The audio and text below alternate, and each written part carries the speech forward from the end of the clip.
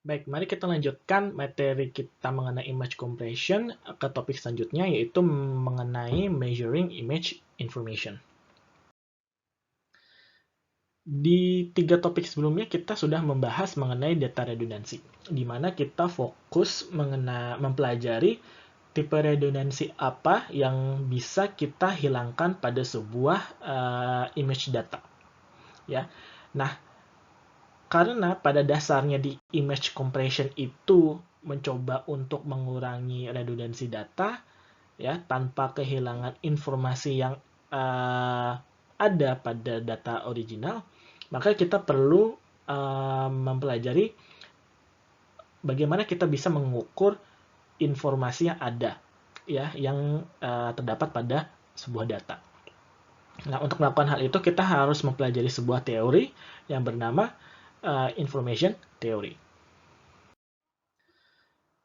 Nah, mungkin ada beberapa di antara kalian yang sudah pernah belajar mengenai information theory. Pada dasarnya, basic intuition, ya, intuisi dari information theory ini adalah event-event yang sering muncul itu nilainya lebih rendah dibandingkan event-event ya yang jarang muncul.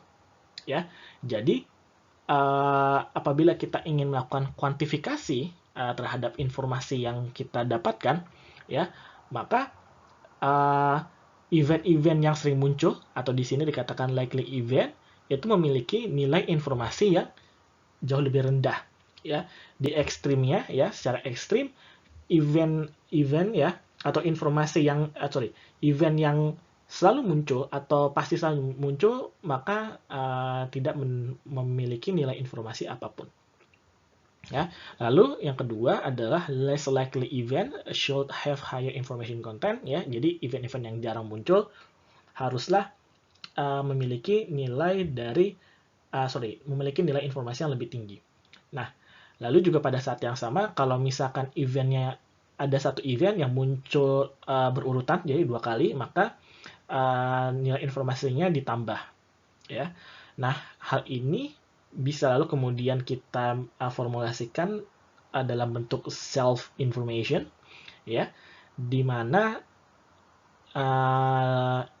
ini ya adalah equation ya, formulasi dari self information itu sendiri.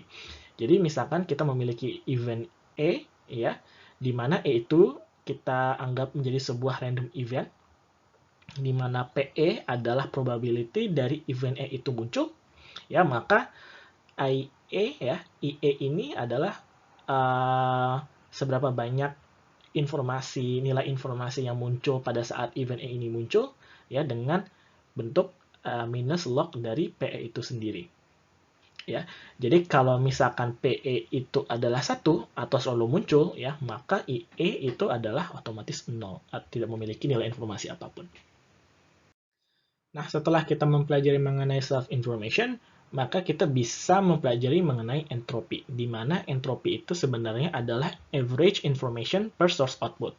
Ya, per source output itu misalkan satu informasi secara keseluruhan. Jadi misalkan di sini adalah satu image. Nah, tadi kita sudah belajar mengenai minus log P ya dari probability, ini adalah self information.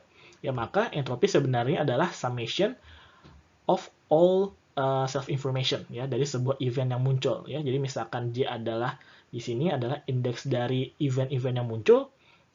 Jadi self information itu lalu kemudian di weight lagi dengan probability dari event itu muncul. Ya. Nah, pada image ya, hal ini bisa kita tulis lebih spesifik lagi untuk image, bentuknya seperti ini. Ya. Jadi PKRK ini adalah kemungkinan RK itu adalah intensity itu muncul ya. Jadi misalkan di sini misalkan RK untuk 128 ya. Jadi PKRK ini adalah kemungkinan intensitas 128 itu muncul ya. Di sini adalah self information-nya dari kemungkinan tersebut ya. H-nya di sini ya, L-nya di sini ya. Ini adalah sebenarnya image tersebut. Jadi untuk keseluruhan pixel ya di image tersebut. Nah, di log 2 ini ya, di sini ada log 2 ini sebenarnya lebih ke arah karena biasanya digunakan kan bits ya. Jadi di situ mengapa log 2 itu digunakan. Nah, contohnya misalkan kita memiliki image seperti ini ya, yang tadi sebagai contoh coding redundancy, maka kita bisa menghitung entropi dari image ini. Bagaimana caranya? Ya dengan menjabarkan intensity yang kita punya. Ya, jadi misalkan PKRK yang ini ya, kan kita miliki informasinya, probability-nya ini 0,25 untuk intensitas 87, 0,47 untuk intensitas 128, 0,25 untuk intensitas 186, dan juga 0,03 untuk intensitas 255. Ya, jadi untuk intensitas pertama ini adalah 0,25 dikali log 2 0,25 dan begitu seterusnya untuk seluruh intensitas. Ya, maka entropinya bisa kita dapatkan hasilnya adalah 1,6614 bits per pixel. Ya, jadi pada dasarnya ya dengan kata lain it is not possible to code the intensity value of an image ya fewer than the HDs ya, fewer than the entropy itself. Ya, jadi minimum kita memiliki 1,6 bits per pixel untuk bisa merepresentasikan image yang sama.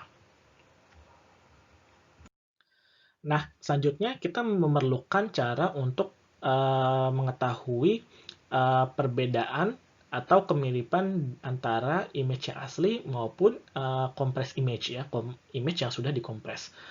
Nah, ini biasa disebut dengan fidelity criteria. Nah, ada dua buah fidelity criteria. Yang pertama objektif dan yang kedua adalah subjektif.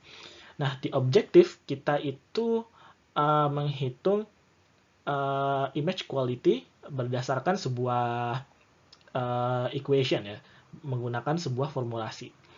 Contohnya misalkan fxy ini adalah original image, f aksen xy ini adalah processed image ya, jadi compressed image, maka kita bisa menghitung total error ya. Di sini misal contohnya total error adalah menghitung perbedaan intensitas antara compressed image dan original image. Lalu atau kita bisa menggunakan root mean square error ya. Jadi bukan perbedaan intensitas saja, tapi root mean square errornya, ataupun menggunakan mean square signal to ratio atau SNR. Ya, jadi ada beberapa cara untuk kita bisa menghitung secara objektif perbedaan atau kemiripan antara original image dan processed image. Lalu yang terakhir, kita juga bisa menggunakan subjective fidelity criteria, di mana image quality-nya itu measured according to human visual perception. Ya. Jadi, tergantung dari human visual perception. Contohnya ada yang disebut rating scale of the Television Allocation Study Organization, ya, di mana nilai atau value-nya ada 6, 1, 2, 3, 4, 5, 6, di mana ratingnya adalah excellent, fine, passable, marginal, inferior, unusable.